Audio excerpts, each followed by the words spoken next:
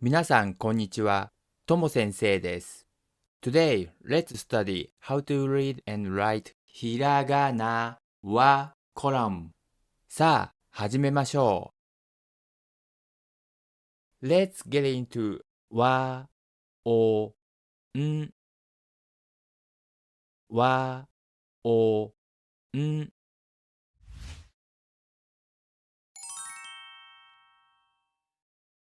わ、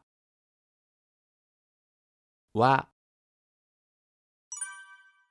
Let's try to write わ、1、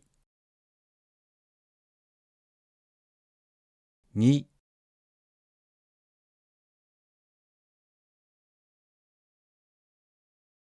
わ。もう一回書いてみましょう。Let's try one more time. 1、2、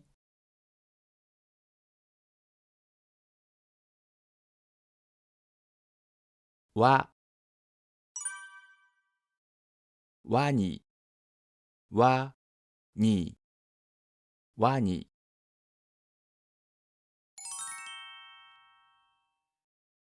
お、お。Let's write お、1、2、3、お。もう一回書いてみましょう。1、2、3、お。手を洗う、手を洗う、手を洗う。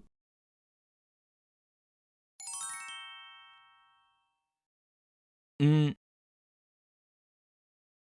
ん。Let's write ん、1、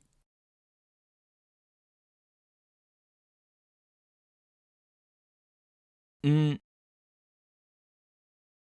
もう一回書いてみましょう。1、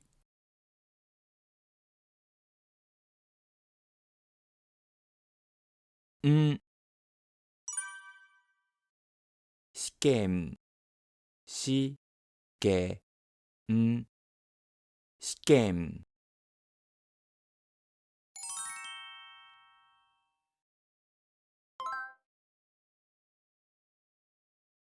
お、ん。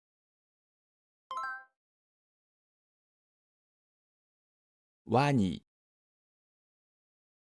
わ、お、ん。